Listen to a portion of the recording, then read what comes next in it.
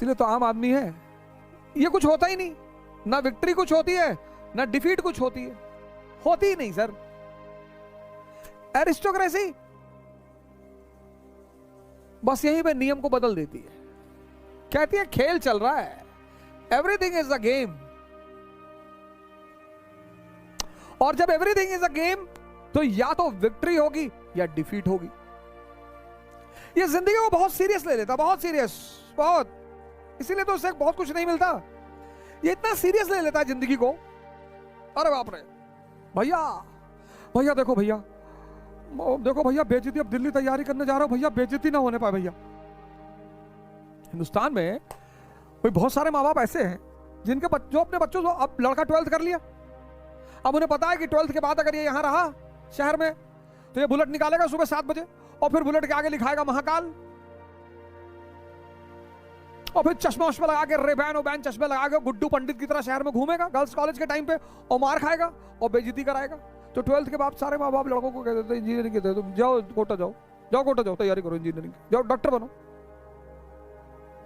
अब उनको सेल पता ही नहीं क्या है,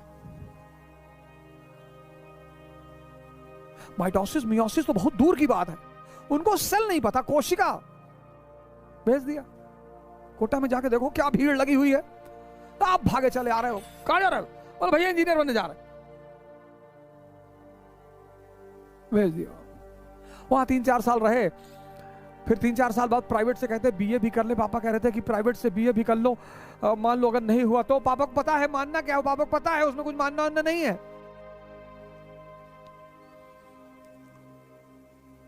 फिर वहां से 3-4 साल बाद लौट आए, पता चला नहीं हुआ, आए बोले बहुत रिजर्वेशन है और बहुत बहुत बेईमानी चल रही है, कहीं नौकरी है ही नहीं, मोदी जी सब नौकरी खा गए। पिताजी को लगा अब क्या करें, और उसी बीच पता लगा शहर में किसी शर्मा जी के बेटे का सिलेक्शन हो गया आईएएस में, और मीडिया ने एकदम, न्यूज़पेपर ने फ्रंट पेज पे छापा कि फला फला शहर का बढ़ाया गौरव, और टाउन हॉल में बुला के सम्मान समारोह और ये और वो, और जाके खड़े हैं।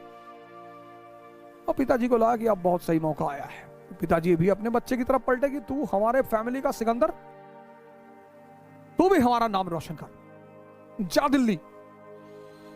और फिर किताब उताब कॉपी भरा और जो है लटकाया बैग और बाबूजी का पैर छुआ कि बाबूजी अब जा रहे हैं, अब कलेक्टर बनकर ही आएंगे, और यहां से तुम वापस नहीं जा सकते दिल्ली से, कोटा से तो तुम वापस चले गए थे, दिल्ली से वापस ना जा पाओगे क्योंकि अब बड़े हो चुके हो, अब तुम्हारा अहम काम कर रहा है, अब यहां से लौट के खाली हाथ जाओगे तो दुनिया जीने नहीं देगी। दिल्ली से बस 2 ही रास्ते हैं, दिल्ली आए तो बस 2 ही रास्ते हैं, या तो मसूरी या हरिद्वार। वापस लौटे तो मोहल्ले वाले कमिश्नर साहब कह के जान ले लेंगे। समाज बहुत अजीब है। नीरज चोपड़ा का देखे, ओलंपिक गोल्ड बेचारा जीत के आया, पूरा गांव खड़ा है, भैया हमने एक बार दूध पिलाया था, हमारी बकरी दूध दे रही थी तो हमने भी नीरज भैया को दूध पिलाया था। उनकी बकरी का दूध का एहसान है नीरज भाई पर। ये सब देखा करो वीडियो, पूरा पूरा गांव, पूरा पूरा शहर रास्ते में खड़ा है कि एक बार नीरज भैया जा रहे थे और हमको देख के मुस्कुराए थे। ऐसे तुम्हारे साथ भी होगा, और हार जाओगे ना तो इतनी गाली पड़ेगी, इतनी गाली पड़ेगी, और मजा दोनों में है। और हार के जीतने का जो मजा है, क्योंकि अगर हारे तो दुनिया पता चल जाती कि है क्या। जो लोग जिंदगी में कभी नहीं हारते ना, वो जिंदगी के अंतिम समय में बहुत परेशान होते हैं, क्योंकि अंतिम समय में अगर यूटिलिटी खत्म हुई और दुनिया ने साथ छोड़ा तब जीना बहुत मुश्किल हो जाता है। इसलिए जिंदगी में कभी कभी हारना भी बहुत जरूरी है।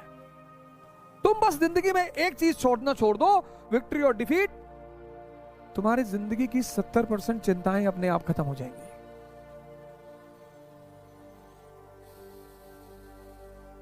तुम जब रात में सोते हो ना तो तुम्हारा दिमाग ऐसे चलता है, ऐसे ऐसे।